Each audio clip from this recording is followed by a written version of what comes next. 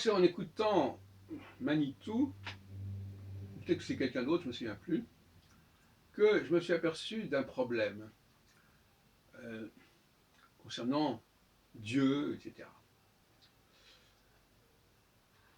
Le débat, le procès que l'on fait à certains, c'est de dire, voilà, vous considérez que il n'y a pas de plan. Voilà. On reproche aux scientifiques de dire qu'au départ, il n'y a pas de plan. Et on met l'idée de plan au cœur de la théologie. C'est cela dont je voudrais parler, de ça je voudrais parler maintenant, en ce samedi 11 août 2018.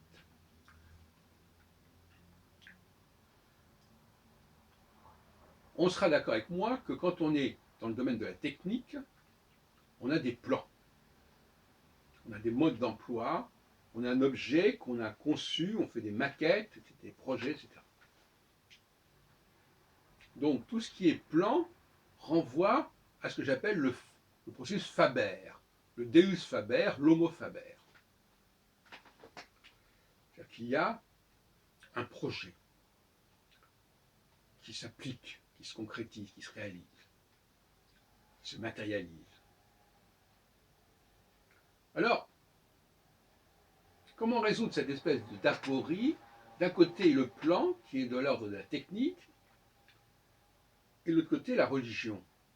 Mais la religion aussi, quand elle nous parle d'un Dieu qui a créé le monde, qui a pensé le monde, avant même de le mettre, de le faire d'accoucher de ce monde en 2 ans, eh bien, on est dans le domaine de la technique. Donc, on est en train de nous décrire un Deus Faber. Mais ce Deus Faber, il n'est pas le Dieu architecte de l'univers, ou plus exactement, il est l'architecte, si on prend le terme en sens littéral, c'est-à-dire quelqu'un qui travaille sur des matériaux préexistants. Hein, bien sûr, l'architecte, il est dans le domaine de la technique, l'architecte. Il a des plans, l'architecte. Donc c'est assez curieux. On nous parle de théologie et on nous décrit un personnage, une entité qui a des plans, qui travaille sur plan. C'est contradictoire. Parce que le Deus Faber, il est dans la technique. Mais la technique, elle dépend de la science. Elle dépend de la nature. Elle sort de la science, elle sort de la nature. Donc ce Deus Faber, il n'est pas le père de la nature, il n'est pas à l'origine de la nature. Certains théologiens voudraient à la fois un Deus Faber qui fabrique, qui planifie, mais qui en même temps soit à l'origine de la nature, à l'origine du monde, de la création du monde. On joue sur le mot création.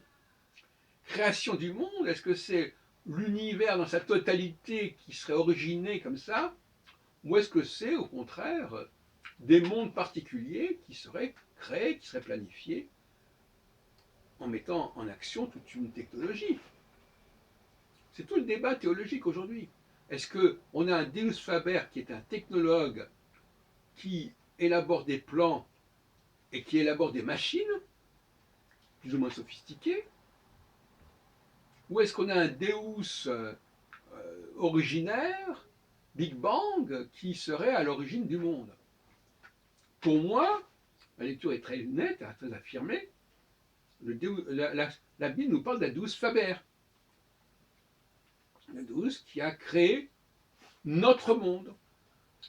Pas l'univers, mais notre monde. Et donc les scientifiques, ils essaient de dire non, mais finalement, il y a un moment donné où probablement ce qui s'est passé, quand on a, au Moyen-Âge, ou par la suite, on a voulu rapprocher la théologie de la science, on a voulu faire de ce Dieu de la théologie le Dieu de la science. Et on a fait un amalgame entre les deux, en fait. C'est fâcheux.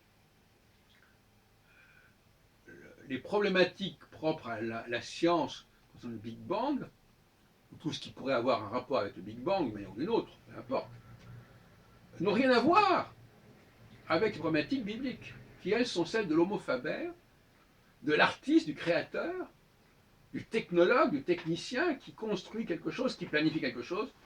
Et finalement, je dénonce cet amalgame entre ces deux visions des choses. Il y a un Dieu qui est celui des scientifiques et il y a un Dieu qui est celui des technologues, des techniciens.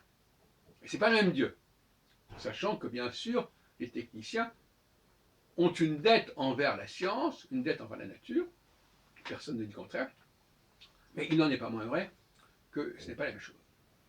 Et par conséquent, quand Manitou ou d'autres disent nous, notre Dieu, c'est un Dieu qui planifie les choses, qui les élabore, et non pas un Dieu qui est simplement une sorte de processus qui se développe de manière sauvage, etc., eh bien, ils font hommage au Deus Faber. Voilà. J'aimerais bien que ce soit compris.